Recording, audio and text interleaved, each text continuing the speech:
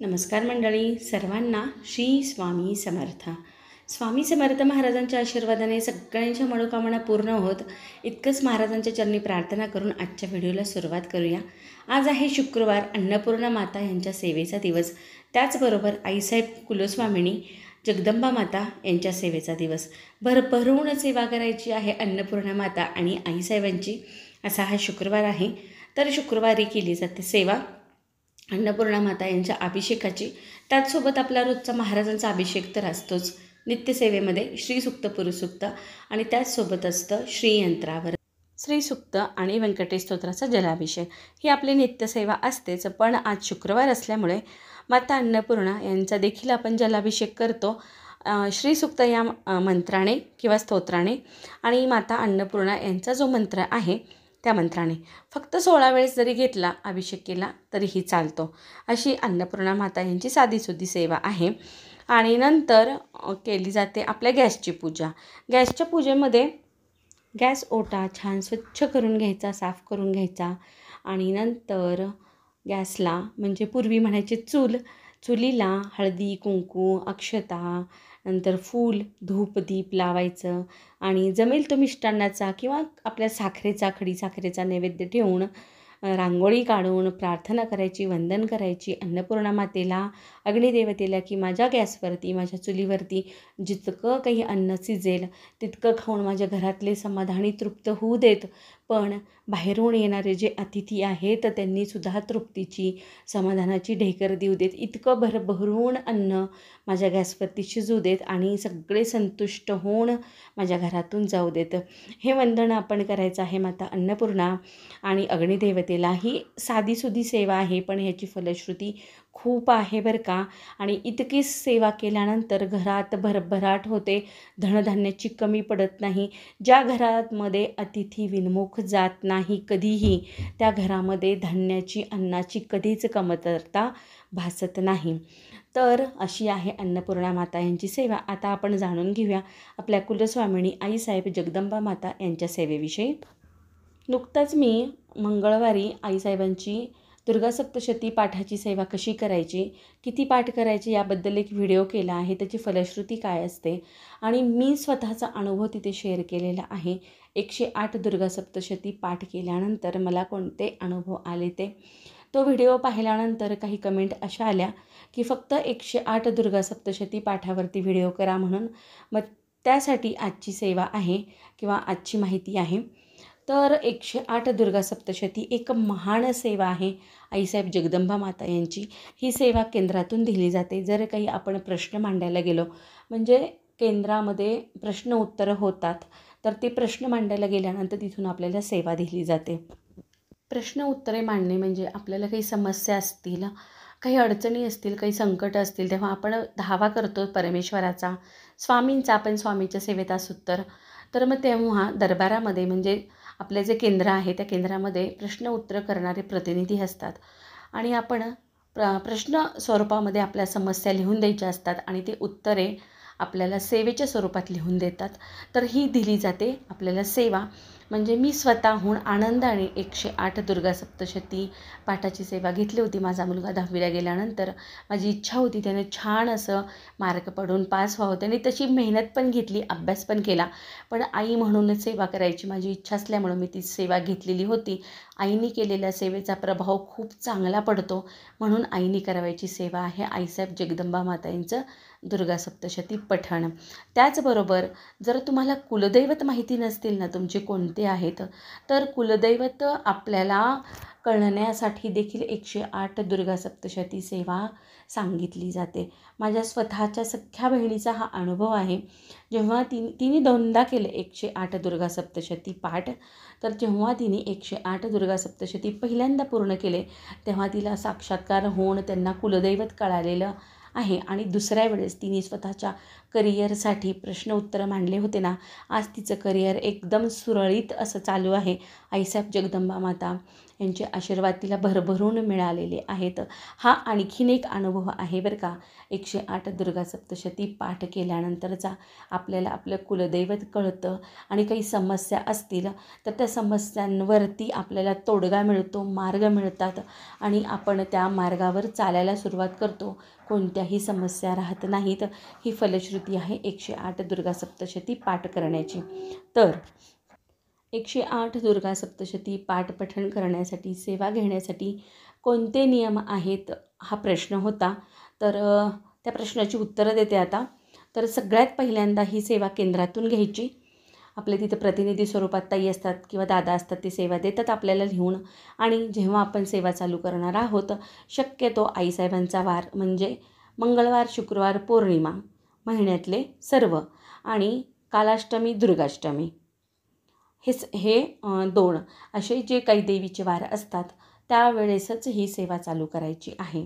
आणि जेव्हा आपण सेवा चालू करू त्या दिवशी, पहिल्या दिवशी आपण संकल्प करायचा आहे. संकल्प कसा करावा ह्याची पूर्ण माहिती कुलदेवता मान सन्मान जे आपलं पुस्तक आहे, दिंडोरी प्रणीत स्वामी समर्थ सेवा केंद्र ह्या पुस्तकामध्ये दिलेली आहे. तरीही मी सांगते, आपलं नाव सांगायचं, आपलं गोत्र सांगायचं आणि आपल्या हातामध्ये पाणी, अक्षता, हळदी कुंकू घ्यायचं. उजव्या हातामध्ये एका प्लेटमध्ये सुपारी ठेवायची आणि ते पाणी त्या सुपारीवर सोडताना आपण आपलं नाव, गोत्र सांगून आईसाहेबांना, महाराजांना आपली इच्छा सांगायची आणि हा संकल्प करायचा आहे. संकल्प केल्याने परमेश्वरही बांधला जातो आपल्या इच्छा पूर्ण करण्यासाठी. हा नियम आहे संकल्प करण्याचा बरं का. त्यामुळं प्रत्येक सेवा ही संकल्पयुक्तच करा, तेव्हाच तुम्हाला त्याची फलश्रुती प्राप्त होणार आहे, त्याची प्रचिती येणार आहे. हे झालं पहिल्या दिवशी संकल्प करण्याबद्दल. तर आता मंगळवारी समजा तुम्ही चालू केलेले आहेत पाठ आणि तुम्ही ह्या मंगळवारी चालू केले, पुढच्या मंगळवारपर्यंत तुम्हाला 14 पाठ पूर्ण करायचे आहेत. म्हणजे 14 पाठांचा संकल्प आहे, पण 108 पाठ तुम्ही 1 वर्षात पूर्ण करणार आहात. त्यातील 14 तुम्हाला ह्या आठवड्यात पूर्ण करायचे. तर त्यासाठी 14 पाठ पूर्ण केल्यानंतरचे नियम वेगळे आहेत. 14 पाठ जर तुम्ही रोज करणार असाल तर त्यावेळी तुम्हाला आज जर मंगळवारी चालू केले पाठ, पुढच्या मंगळवारपर्यंत 14 पाठ पूर्ण करायचे आहेत. त्यामध्ये परान्न वर्ज आहे, नंतर जमिनीवर झोपायचं आहे, कॉट गादीवर आहे, म्हणजे जे नवरात्रात नियम असतात ते, आणि वाचन केल्याशिवाय जेवण करायचं नाही आहे आणि 1 आसनी पाठ करायचे आहेत. आसन उचलायचं नाही, ग्रंथ उचलायचा नाही आणि ब्रह्मचर्य पालन आहे. हे 14 पाठ पूर्ण करायचे नियम आहेत. म्हणजे 108 पाठांचा संकल्प केला तुम्ही, प्रत्येक महिन्याला 14 पाठ केले तरीही तुमचे लवकर पाठ पूर्ण होतील. आणि तुम्हाला जर 14 पाठ करणे शक्य नाही एकठी, तर तुम्ही मंगळवार, शुक्रवार, नंतर दुर्गाष्टमी, कालाष्टमी, पौर्णिमा हे जे 5 दिवस येतात आणि बाकीचे मंगळवार, शुक्रवार किती येतात, 4-4 येतात किंवा शुक्रवार 4-4 येतात. हे जे वार आहेत ना, त्यावेळेस तुम्ही 1-1 किंवा 1 आसने 2-2 जरी पाठ घेतले तरीही तुमचं 1 वर्षाच्या आतमध्ये दुर्गा सप्तशती 108 पाठ पूर्ण होतात. तुम्हाला जसा जमेल यथाशक्ती तसा तुम्ही पाठ पूर्ण करू शकता. कुणाला एक वेळेस 14 जमतात, कुणाला एक वेळेस 28 देखील जमतात. मी स्वतः 28 पाठ केलेले आहेत 8 दिवसांमध्ये. म्हणजे 8व्या दिवशी मी संकल्प सोडलेला आहे, म्हणजे संकल्प पूर्ण केलेला आहे 108 पाठांचा. शेवटचे माझे पाठ जेव्हा पूर्ण झाले तेव्हा माझे 28 पाठ होते. तर एका आसनावर मी 4-4 पाठ घेत होते. म्हणजे एकदा पाठ चालू केला तर तो मी 4 पाठ झाल्याशिवाय उठत नव्हते. तर त्यासाठी नियम कोणता आहे, जेव्हा एका आसनावर आपण बसलोत तर सुरुवातीस स्तवन जे आहे, स्वामी स्तवन, तिथून पाठ चालू करायचा, तो क्षमा प्रार्थनापर्यंत पूर्ण घ्यायचा. नंतर त्याच आसनावरून न उठता आपण फक्त 13 अध्याय घेऊ शकतो. असा पाठ सुफळ आहे. नाही तर तुम्ही आसनावरून उठलात तर तुम्हाला परत पूर्ण सगळा पाठ घ्यावा लागतो. हा नियम आहे. हा नियम केंद्रातला आहे, हा नियम आपल्या सेवेतला आहे, हा नियम आपल्या दुर्गा सप्तशती पाठातला आहे. तुम्ही जर पाठाचं पुस्तक वाचताल, सुरुवातीला त्यामध्ये सगळे नियम लिहिलेले आहेत. हे झालं नियमांबद्दल, एकासनी पाठ करण्याबद्दल. तर असे पाठ करताना काळं वस्त्र वर्ज आहे, परान्न वर्ज आहे, मांसाहार वर्ज आहे आता यथाशक्ती तुम्हाला जर घरामध्ये करावा लागला तर तुम्ही करू शकता, पण शक्यतो खाऊ नका. तुम्ही संकल्प केलेला आहे, आपला संकल्प पूर्ण होण्यासाठी, आपली संकट दूर होण्यासाठी आपण इतकं तर करू शकतो.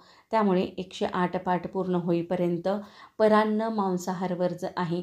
काही केल्यानं जर परान्न घ्यावं लागलं तर गायत्री मंत्राचा जप करून मगच अन्न घ्या, परान्न घ्या, हा नियम आहे.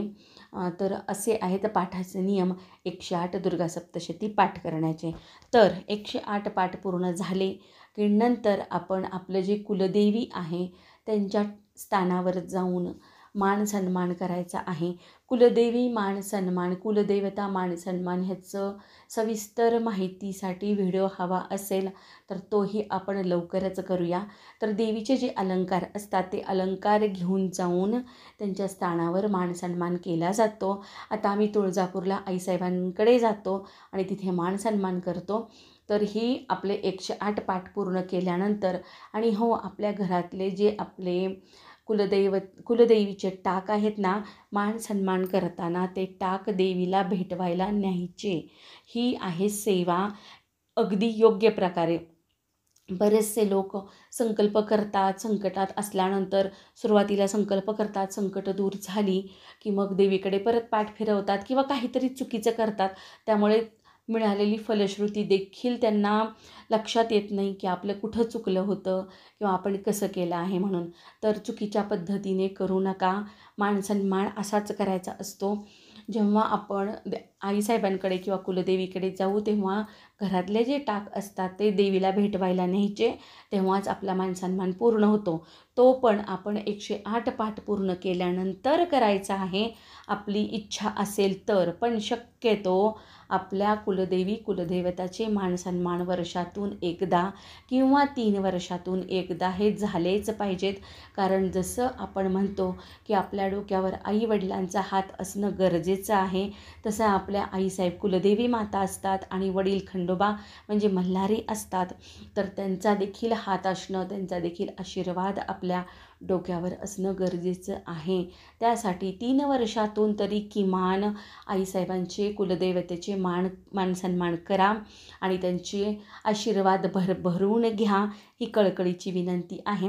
तर हे आहे 108 दुर्गा सप्तशती पाठाचे नियम. आता ह्या नियमांप्रमाणे मी पाठ केलेले आहेत. मला सेवेकऱ्यांकडून माहिती मिळालेली आहे आणि माझं सगळं छान सुरळीत झालेलं आहे. माझी मुलं अगदी व्यवस्थित सेटल डाऊन झालेली आहेत. आईसाहेब आणि महाराजांचे आशीर्वाद आहेत. कुठेतरी मी 108 दुर्गा सप्तशती देखील केलेला आहे आणि 108 मल्हारी सप्तशती देखील केलेला आहे. कारण माझ्या मालकांना तितका वेळ मिळत नाही मल्हारी सप्तशती वाचण्यासाठी. खरं तर ती सेवा पुरुषांनीच करायची असते, पण काही कारणांनी त्यांना जमत नाही कामाच्या व्यापामुळे. पण तीही सेवा मीच केलेली आहे माझ्या मुलांच्या चांगल्या प्रगतीसाठी, शालेय प्रगतीसाठी, चांगल्या भविष्यासाठी. आज माझ्या मुलांची छान प्रगती झालेली आहे. आईसाहेब आणि खंडोबाचे आशीर्वाद आहेत, कुलदेवतेचे आशीर्वाद आहेत. असेच सगळ्यांना लाभोत इतकंच आपल्या कुलदेवतेच्या चरणी मागणं आहे. तर ही सेवा झाली आपल्या कुलदेवतेची. हे आहेत नियम 108 पाठाचे. आणि हो, त्याचबरोबर आपण सांगितलं काळं वस्त्र अजिबात घालायचं नाही. पाठ करताना हातामध्ये लाल किंवा हिरव्या रंगाच्या काचेच्या बांगड्या घालायच्या आहेत. आणखीन कोणत्याही रंगाच्या घातल्या तरी चालतील, पण काचेच्या बांगड्या हव्यात. आणि नवरात्रीत जे रंग असतात आईसाहेबांचे त्यापैकी कोणताही एक रंग परिधान केला तरी चालतो. ड्रेस घाला, साडी घाला, काही हरकत नाही आहे, पण शक्यतो लाल किंवा हिरवा रंग परिधान करा. आणि प्रत्येक घरातल्या कुलस्त्रीने हे दुर्गा सप्तशती पाठपठण करणे आवश्यक आहे. जर तुम्हाला सहज शक्य होत असेल ना तर आठवड्यातून 1 पाठ तरी घ्या. घरात शांती समाधान नांदतेच नांदते, पण खूप भरभराट होते बरं का ह्या पाठाच्या सेवेने. तर अशी केलेली सेवा, सांगितलेली सेवा आईसाहेबांच्या चरणी रुजू करते आणि निरोप घेते सगळ्यांचा. नवीन व्हिडिओमध्ये भेटण्यासाठी काही चुकलं असेल तर मनापासून क्षमा करा आणि काही राहिलं असेल तरीही क्षमा करा. आणि व्हिडिओ पाहिल्याबद्दल सर्वांची मनापासून कृतज्ञता, धन्यवाद व्यक्त करते. आणि हा व्हिडिओ जास्तीत जास्त लोकांपर्यंत शेअर करा. जर कुणाला ह्याच्या सेवेबद्दल माहिती हवी असेल, त्याच्यापर्यंत हा व्हिडिओ पोचला, त्याची काही मदत झाली तर त्याचं पुण्य पराकोटीचं आहे. त्यामुळे जास्तीत जास्त शेअर करा आपले व्हिडिओ. आणि आता सगळ्यांचा निरोप घेते. नवीन व्हिडिओमध्ये भेटण्यासाठी सगळ्यांना श्री स्वामी समर्थ.